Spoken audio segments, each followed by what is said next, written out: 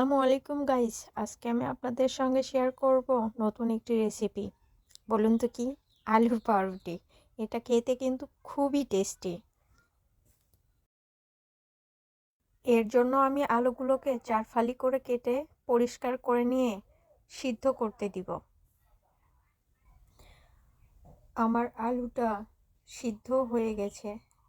এ পর্যায়ে আমি চুলার জাল অফ করে দিব এবং আলুগুলোকে পানি ঝরিয়ে উঠিয়ে নিব। আলুগুলোকে ঠান্ডা করে নিয়ে আমি ভালোভাবে ম্যাশ করে নিব।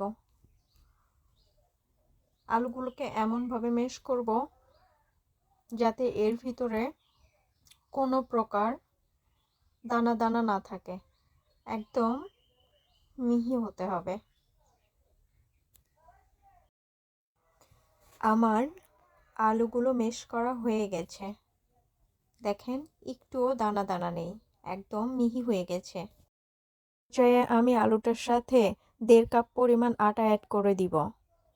আরও অ্যাড করব হাফ টেবিল চামচ বেকিং পাউডার, অ্যাড করে দিব 1 টেবিল চামচ ইস্ট, আরও অ্যাড করে দিব 2 টেবিল চামচ পরিমাণ চিনি। এরপর আমি অ্যাড করে দিব 2 টেবিল চামচ পরিমাণ সয়াবিন তেল। এরপর কুসুম গরম দুধ অল্প করে অ্যাড করে দিয়ে আমি উপকরণগুলো ভালোভাবে মিক্সড করে নেব।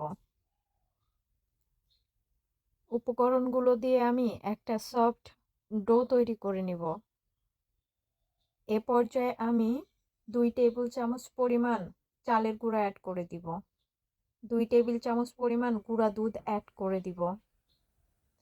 আবারও ডোটার সঙ্গে উপকরণগুলো ভালোভাবে মিক্সড করে নেব। আমি একটু সময় নিয়ে ডোটা তৈরি করার চেষ্টা করতেছি যাতে একটা পারফেক্ট ডো তৈরি করতে পারি। ডোটা কিন্তু খুব একটা শক্ত হবে না, নরম হবে। ডোটা আমার রেডি হয়ে গেছে। এ পর্যায়ে আমি 1 টেবিল চামচ পরিমাণ সয়াবিন তেল অ্যাড করে দিব। ডোটার গায়ে ভালোভাবে তেলটাকে ব্রাশ করে নিব। এরপর ডোটাকে আমি শুকনো কাপড়ের সাহায্যে 2 ঘন্টার জন্য রেস্টে রেখে দিব। 2 ঘন্টা পর ডোটা কতটা সফট এবং ফুলে উঠেছে। আমি আবারও ভালোভাবে ডোটাকে মথে নিব যাতে ভিতরের বাবলসগুলো বের হয়ে যায়। আমার মথে নেওয়া হয়ে গেছে। আমি এখন ডোটা থেকে 4টা লেচি করে নেব। আমি গোল শেপ দিয়েছি ব্রেডগুলো, আপনারা আপনাদের পছন্দ অনুযায়ী শেপ দিয়ে নেবেন।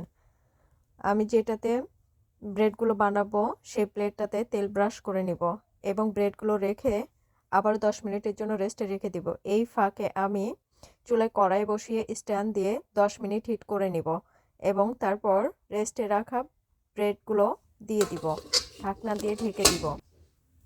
40 মিনিট পর ব্রেডগুলোকে উল্টিয়ে দিয়ে আমি আবারও ঢাকনি দিয়ে ঢেকে দিব এবং 20 মিনিট পর চেক করব। আমার ব্রেডগুলো হয়ে গেছে। চুলার জাল নিভিয়ে দিয়ে আমি ব্রেডগুলোকে নামিয়ে নিয়েছি। গাইস, দেখতে পাচ্ছেন আমার ব্রেডটা কতটা সুন্দরভাবে হয়েছে এবং কতটা সফট হয়েছে। খেতে খুবই সুস্বাদু এই আলুর পাউরুটি। দেখতে রেগুলার পাউরুটির মতো লাগলেও এর স্বাদটা একটু ভিন্ন। আপনারা বাসায় ট্রাই করে দেখতে পারেন। আমি সম্পূর্ণ রেসিপিটা লো আঁচে করেছি। আমার টোটালি সময় লেগেছে 1 ঘন্টা 10 মিনিট।